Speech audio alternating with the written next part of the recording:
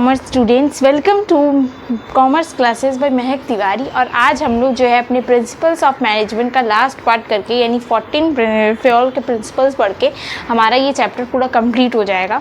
अब हम जो है लाइन वाइज यानी स्टेप वाइज मैं आपको पूरे इन 14 प्रिंसिपल्स को आज समझा दूंगी। पहला है डिवीजन ऑफ वर्क, मेरे साथ साथ आप बोलेंगे। पहला है डिवीजन ऑफ वर्क, सेकेंड है ऑथोरिटी एंड रेस्पॉन्सिबिलिटी, थर्ड है हमारा डिसिप्लिन, फोर्थ है यूनिटी ऑफ कमांड, फिफ्थ है हमारा यूनिटी ऑफ डायरेक्शन, सिक्स्थ है subordination of individual interest to general interest, seventh है हमारा रेम्यूनरेशन ऑफ एम्प्लॉयज़, एट्थ है हमारा सेंट्रलाइजेशन एंड डिसेंट्रलाइजेशन, और नाइन्थ है स्केलर चेन। उसके बाद 10, 11, 12 वो भी बता रहे हैं। देखो डिवीजन ऑफ वर्क, पहले हम लोग मतलब समझ लेते हैं, फिर शॉर्ट ट्रिक कैसे याद करना है ये सारा देखिए आपको पहले समझना। इनके जो मैं आपको बताऊंगी अभी यहाँ पर मैंने जो लिखा है वो बहुत ज़रूरी है, बिकॉज ये सारे मैंने जो लिखे ना कीवर्ड्स बहुत यूज़फुल हैं आपके इसमें आते हैं। केस स्टडीज़ में बार बार आपको गेस करने के लिए बोलेगा कि state which principles have been utilised here, you have to identify them and then you have to explain. और डायरेक्ट क्वेश्चंस भी मैंने देखा है बहुत आता है कि जैसे डायरेक्ट क्वेश्चन आ गया, explain the meaning of like remuneration of employees, ऐसा एक दे दिया आपको प्रिंसिपल और आपको क्या करना है उसको एक्सप्लेन करके लिखना है। सो आपको इसके बारे में बहुत अच्छे से पता होना चाहिए। तो मैं अभी जब एक्सप्लेनेशन करूँगी बहुत ध्यान से सुनिएगा। सबसे पहला है division of work. Division of work में क्या होता है ना, फ्योल ने बोला कि वर्क को डिवाइड करो, यानी कोई भी एक काम है उसको डिवाइड करो और यूनिट्स में जो है स्मॉल टास्क में उसको बांट दो। स्मॉल टास्क कौन कर रहे होंगे? स्पेशलिस्ट कर रहे होंगे, यानी जो बहुत अच्छे से काम करना जानते हैं वो उन स्पेशलिस्ट को देना है। यानी मान लीजिए कोई अगर मार्केटिंग में बहुत अच्छा काम कर रहा है तो वो मार्केटिंग का काम ही उसको दो ना। उसको आप कोई कैलकुलेशन का काम दोगे फिर तो वो नहीं होगा। फिर अगर हमने जिसका जो टैलेंट है उसके हिसाब से उसको काम अलॉट किया और काम को छोटे यूनिट्स में बांट दिया, जैसे मार्केटिंग में बहुत अलग अलग चीज़ होती है, ब्रांडिंग होता है, पैकेजिंग होता है, लेबलिंग होता है, उसको अगर हम लोग थोड़ा थोड़ा छोटा छोटा पार्ट में अगर बांट दे रहे हैं तो फिर वहाँ पर और हर एक पार्ट को हम लोग उसको दे रहे हैं जो उसमें बहुत अच्छा स्पेशलिस्ट है, यानी बहुत अच्छा नॉलेज रखता है, उसमें उसका टैलेंट मतलब बोलेंगे तो फर्स्ट लेवल का टैलेंट है, तो फिर क्या आएगा? स्पेशलाइजेशन आएगा। और जहाँ स्पेशलाइजेशन आता है, अगर आप पढ़ रहे हो, मन से पढ़ रहे हो, अच्छे से पढ़ रहे हो, कोई सब्जेक्ट में आप जैसे मैथ्स पसंद है, बीएसटी पसंद है, कोई भी एक सब्जेक्ट पसंद है और उसको आप अच्छे से कर रहे हो, 100 आउट ऑफ 100 तो आना तय है। Authority and responsibility, authority and responsibility यानी हमारा जो आपका सेकेंड ये है प्रिंसिपल वो हम पढ़ रहे हैं। सेकेंड प्रिंसिपल कहता है कि सेकेंड प्रिंसिपल में फ्योल्स ने कहा कि अथॉरिटी का मतलब क्या होता है? देखो मैंने लिखा है राइट टू गिव ऑर्डर्स, यानी आपका वो अधिकार जिससे आप दूसरों को ऑर्डर दे पाएंगे। और रिस्पॉन्सिबिलिटी का मतलब जिम्मेदारी, यानी you have an obligation to complete the task, यानी मैंने कोई काम दिया, जैसे आपको मैंने कोई काम दिया कि आपको PYQ सारे सॉल्व करने हैं चैप्टर 2 चैप्टर 1 के, ये काम है, सच में मैंने दिया है और ये काम जो है ये ऑब्लिगेशन है आपका। अथॉरिटी ऑफ, मेरे पास ये अथॉरिटी क्या है, मैं आपको बोल सकती हूँ, मैं आपको ऑर्डर दे सकती हूँ, that is right to give orders and obligation to complete the task. अभी देखो अथॉरिटी एंड रिस्पॉन्सिबिलिटी के बीच में जो हमारे फ्योल ने बोला कि एक बैलेंस बनाना होगा। बैलेंस बनाना होगा इन द सेंस जिसको आप रिस्पॉन्सिबिलिटी दे रहे हैं उसको आप कुछ अधिकार दो, कुछ डिसीजन लेने का अधिकार दो, राइट्स दो। कि अब मैंने मान लो काम दिया है कि आपको purchase 100 units of clothes production करना है, तो मैं आपको परचेज रिलेटेड या फिर उसकी क्लोथ्स का इनपुट का कैसे आपको ऑर्गेनाइज करना, उन सब का मैं आपको एक राइट भी दे दूंगी कि हाँ आपको ये समय में तय कहाँ से क्या लाना है, वो राइट है, आप ऑर्डर दे सकते हो उन लोगों को। मैं आपको अगर कोई राइट नहीं दूँ लेकिन मैं आपको ऑर्डर दे दूँ directly, then it will be a big mistake of myself and at the same time organisation को भी बहुत झेलना पड़ेगा, बिकॉज मैंने काम दे दिया आपको लेकिन आपके पास सोर्स नहीं है, मैंने आपको कोई राइट ही नहीं दिया कि आप किसी को कुछ बोल ही नहीं सकते। बाई चांस ऐसा हो सकता है कि जो इनपुट मटेरियल्स आए हैं वो लेट से आए, तो कैसे मैन्युफैक्चरिंग कंप्लीट होगा, कैसे एम फुलफिल होगा? सो मैं आपको पहले से राइट भी दे दूंगी और साथ साथ जो है रिस्पॉन्सिबिलिटी भी दे दूंगी। फेयोल ने कहा इन दोनों में अथॉरिटी मैंने जो आपको दिया है और रिस्पॉन्सिबिलिटी जो दिया है, उन दोनों में क्या होना चाहिए, बैलेंस होना चाहिए, कोई भी ऊपर नीचे नहीं होना चाहिए। डिसिप्लिन यानी तीसरा हमारा आता है जो फेयोल का प्रिंसिपल है, वो है तीसरा डिसिप्लिन। डिसिप्लिन में फेयोल ने कहा कि गुड सुपीरियर्स हर जगह चाहिए, यानी हर एक लेवल में, चाहे मैनेजर हो, चाहे कोई डिपार्टमेंट का हेड हो, चाहे हमारे सीईओ हो, चेयरपर्सन हो, डायरेक्टर हो, कोई भी हो, सब को जो है एक डिसिप्लिन मेंटेन करके रखना पड़ेगा। वर्कर्स को भी डिसिप्लिन मेंटेन करके रखना पड़ेगा और वर्कर्स एंड सुपीरियर्स के बीच में कोई मतभेद नहीं होना चाहिए, कोई भी टाइप का कन्फ्लिक्ट नहीं होना चाहिए। ठीक है, दोनों के बीच में एक फेयर एग्रीमेंट होना चाहिए कि हाँ मैं ये काम करूंगा मेरे को ये मिलेगा, तो एक फेयर एग्रीमेंट होना चाहिए। ये नहीं आप ये काम कर दो, नहीं मैं नहीं दे सकता, ऐसा ट्रस्ट इशू हो जाएंगे। तो ऐसा आपको बिल्कुल नहीं करना है, जो आपने बोला है वो देना है। जैसे बोनस आपको देना है साल में एक बार, तो देना ही है। जुडिशियस एप्लीकेशन ऑफ पेनल्टीज, हाँ अगर कोई गलती करता है, जैसे आपने कमिटमेंट किया तो काम कर रहे हैं दोनों, अगर कोई गलती करता है तो उसका भी मुआवजा, उसके लिए उसको पेनल्टी भी लगनी चाहिए। जब हम किसी को कोई अच्छा काम कर रहा है तो रिवॉर्ड दे रहे हैं, वैसे ही अगर कोई खराब काम कर रहा है तो उसको पेनल्टी भी देनी पड़ेगी। मतभेद नहीं होना चाहिए, कोई भी टाइप का कन्फ्लिक्ट नहीं होना चाहिए। ठीक है, दोनों के बीच में एक फेयर एग्रीमेंट होना चाहिए कि हाँ मैं ये काम करूंगा मेरे को ये मिलेगा, तो एक फेयर एग्रीमेंट होना चाहिए। ये नहीं आप ये काम कर दो, नहीं मैं नहीं दे सकता, ऐसा ट्रस्ट इशू हो जाएंगे। तो ऐसा आपको बिल्कुल नहीं करना है, जो आपने बोला है वो देना है। जैसे बोनस आपको देना है साल में एक बार, तो देना ही है। जुडिशियस एप्लीकेशन ऑफ पेनल्टीज, हाँ अगर कोई गलती करता है, जैसे आपने कमिटमेंट किया तो काम कर रहे हैं दोनों, अगर कोई गलती करता है तो उसका भी मुआवजा, उसके लिए उसको पेनल्टी भी लगनी चाहिए। जब हम किसी को कोई अच्छा काम कर रहा है तो रिवॉर्ड दे रहे हैं, वैसे ही अगर कोई खराब काम कर रहा है तो उसको पेनल्टी भी देनी पड़ेगी, उसकी भरपाई भी करनी पड़ेगी। अब हम लोग आते हैं हमारा फोर्थ प्रिंसिपल पे। फोर्थ प्रिंसिपल है हमारा, कौन सा प्रिंसिपल है, फोर्थ प्रिंसिपल बोलता है unity of command. Unity of command में क्या बोला जा रहा है, देखो यहाँ पे one and only one boss for every individual employee, यानी हर एक एम्प्लॉय के ऊपर एक ही बॉस होना चाहिए।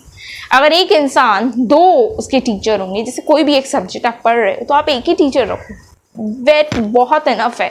अगर आप 2-3 टीचर से एक ही सब्जेक्ट, एक ही चैप्टर को पढ़ोगे, then you will be getting confused कि कौन सही बोल रहा है, कौन, दुविधा में पड़ जाओगे और किसकी बात को सुनना चाहिए, किसको अनसुना करना चाहिए। वही करते करते आपका सिलेबस कंप्लीट नहीं होगा, आप अच्छे से पढ़ नहीं पाओगे, आपको बहुत लगेगा, बहुत एक प्रेशर लगेगा, वो ये बोल रहा है करने, वो ये बोल रहा है, तो प्रेशर आप फील करोगे। वैसे ही अगर एक एम्प्लॉय 2-3 बॉस से उसको ऑर्डर्स मिल रहे हैं कि ये काम करना है, वो काम, तो वो कौन सा काम करे पहले।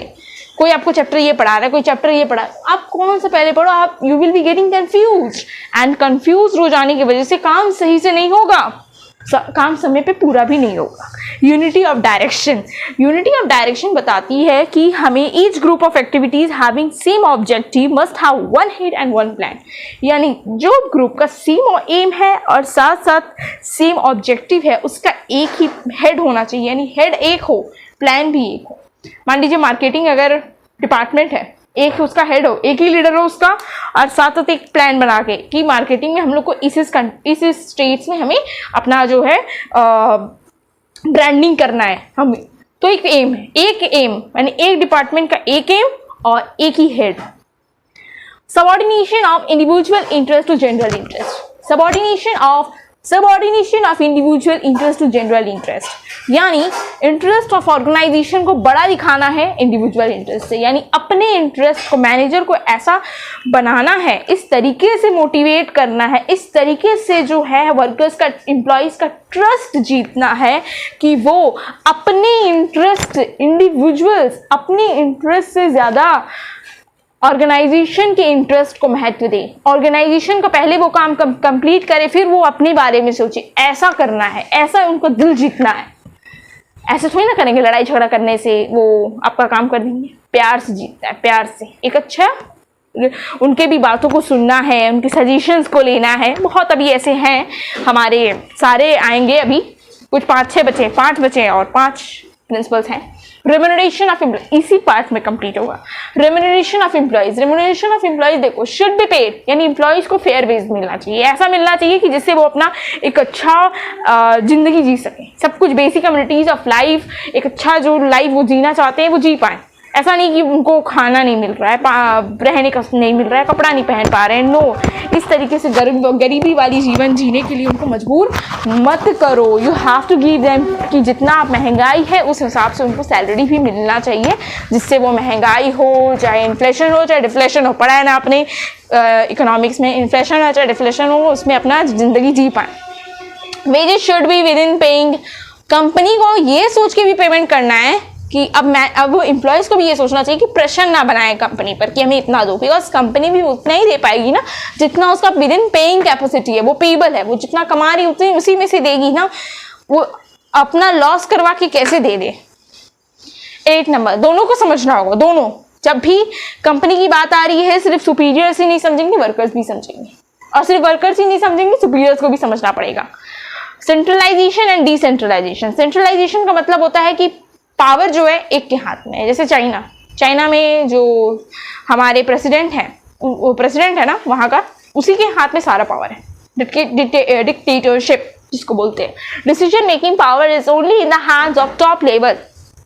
डिसेंट्रलाइजेशन का क्या मतलब है? Decision making power is shared with other levels also, यानी सबको दिया है हमने, क्या दिया है हमने, सबके साथ जो है इसको शेयर किया है डिसीजन मेकिंग। तो ये वाला ज़्यादा अच्छा होता है। और हमारे फेयर साहब ने बताया कि सेंट्रलाइजेशन और डिसेंट्रलाइजेशन जहाँ जहाँ ज़रूरत है उस हिसाब से आपको एनालाइज करके दोनों का बैलेंस बनाना है।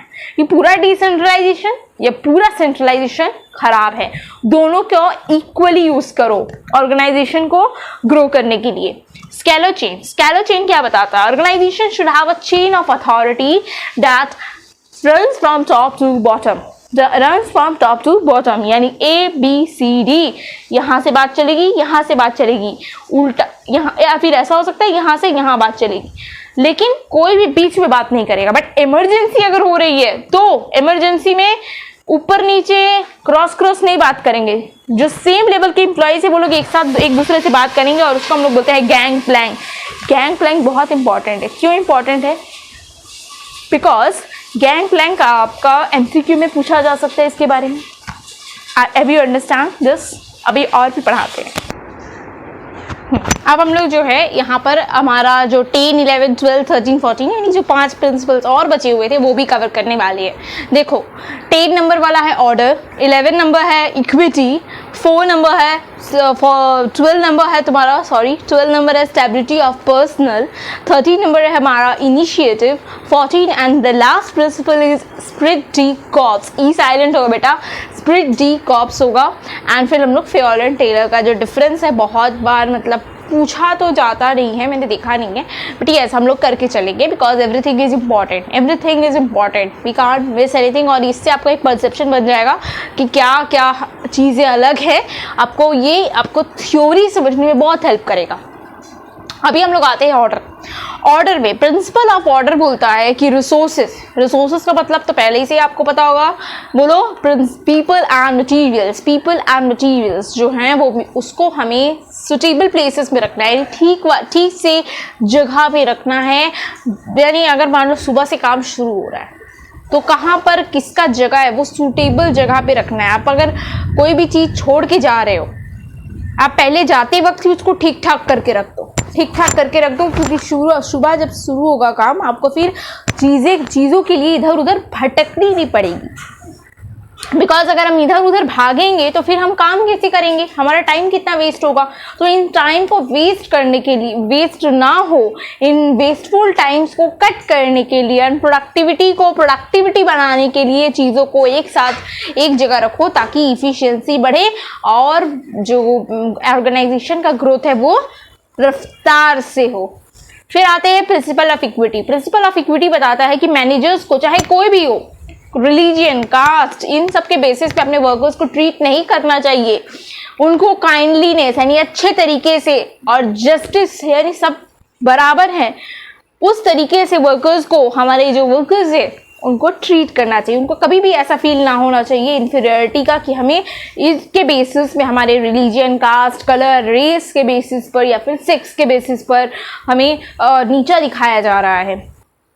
Stability of personal, stability of personal का मतलब है यानी जो इंसान काम कर रहा है ना, उसको आप ऐसा मत करो कि कभी भी निकाल दो। एक फिक्स टेन्योर हो कि ठीक है इतना तक तो आपका काम स्टेबल है। सिलेक्शन ही आप पहले अच्छे से करो ना, इतना अच्छे से सिलेक्शन करो, मतलब टाइम लगाकर, जिससे कोई ऐसा बंदा ना आ जाए जिसको अपनी निकालना पड़े बीच में। सिलेक्शन अच्छे करो, सिलेक्शन में थोड़ा टाइम लो, बट बीच में किसी को मत निकालो। एक बार सिलेक्शन हो गया है तो employee turnover should be minimise, because अगर एम्प्लॉय टर्नओवर ज़्यादा होगा, कभी भी निकाल रहे हो तो लोग जो है एक इंस्टेबिलिटी रहेगी, कभी भी निकाल सकते हैं। तो वो कमिटमेंट, फुल कमिटमेंट देकर काम नहीं करेंगे और इससे अच्छे से जब वो काम नहीं होगा आपके ऑर्गेनाइजेशन का, तो क्या होगा, पूरी ओवरऑल आपके ऑर्गेनाइजेशन के गोल्स पर इफेक्ट होगा, प्रोडक्शन के प्रोडक्टिविटी पर इफेक्ट होगा, इफिशियंसी कम दिखाएंगे, लोग काम कम करेंगे, इच्छा नहीं होगी कि कभी भी ये निकाल देगा, काम जितना भी अच्छा करो। होगा कि नहीं, बोलो।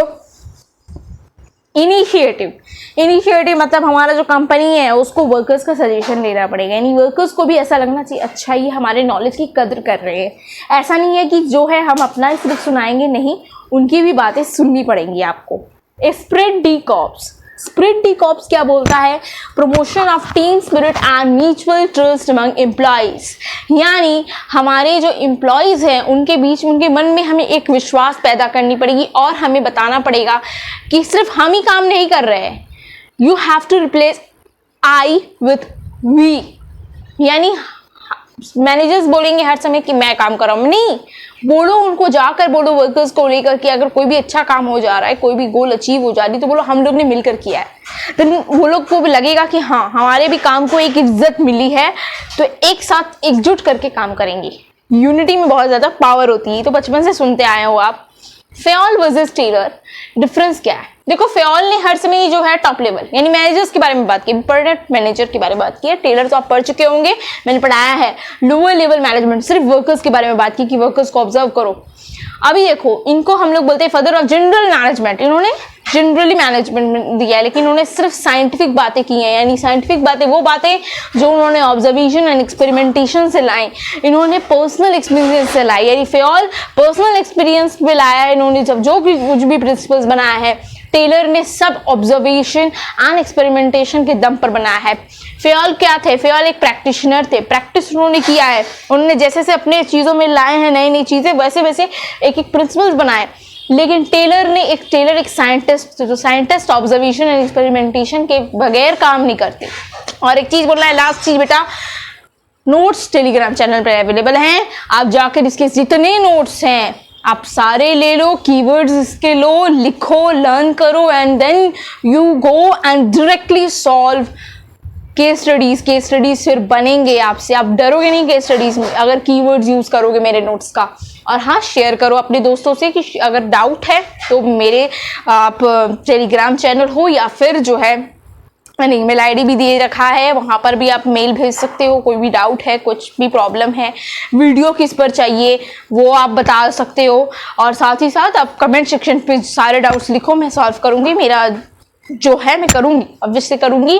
और एक बात बोलना था आपसे कि आप शेयर करना अपने दोस्तों से। And thank you for the next video, will be coming soon.